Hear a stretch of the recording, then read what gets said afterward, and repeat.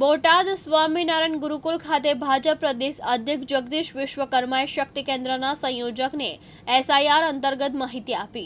જિલ્લા વહીવટી તંત્ર સાથે મળી એસઆઈઆરની કામગીરી કરવા અંતર્ગતની બેઠક અંતર્ગત માહિતી આપવામાં આવી। ગુજરાતમાં હાલ એસઆઈઆર અંતર્ગતની કામગીરી ચાલુ છે, ત્યારે આજરોજ ગુજરાત ભાજપ અધ્યક્ષ જગદીશ વિશ્વકર્માની બોટાદ શહેરના ગધડા રોડ પર આવેલા સ્વામિનારાયણ ગુરુકુલ ખાતે વિધાનસભા 107ના શક્તિ કેન્દ્રના સંયોજક સાથે બેઠક મળી, જેમાં જગદીશ વિશ્વકર્મા સહિત મંચસ્થ આગેવાનોના સન્માન સાથે આ શક્તિ કેન્દ્રના સંયોજકની બેઠકમાં હાલ રાજ્યમાં ચાલતી એસઆઈઆર અંતર્ગતની વિસ્તૃત માહિતી સાથે ભાજપના કાર્યકર અને આગેવાન તેમજ શક્તિ કેન્દ્રમાં સંયોજક દ્વારા કરવામાં આવતી કામગીરી અંતર્ગત વિગતવાર માહિતી જગદીશ વિશ્વકર્મા દ્વારા આપવામાં આવી હતી। પ્રદેશ અધ્યક્ષની હાજરીમાં એસઆરને લઈ શક્તિ કેન્દ્ર સંયોજકની બેઠક યોજાઈ। કેવા પ્રકારની ચર્ચા શું આયોજન?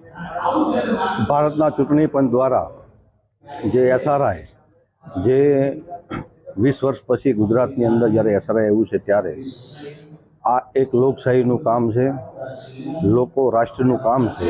તેના માટે આજે બોટાદ ખાતે જે બોટાદ વિધાનસભાની સીટ છે કે માન્ય શ્રી પ્રદેશના અધ્યક્ષ શ્રી જગદીશભાઈ વિશ્વકર્માજી કાર્યકર્તાઓના એક હોસલા અને પ્રોત્સાહન માટે રાષ્ટ્રના નિર્માણ માટેના કામની અંદર જોડાવા માર્ગદર્શન આપવા આવ્યા છે।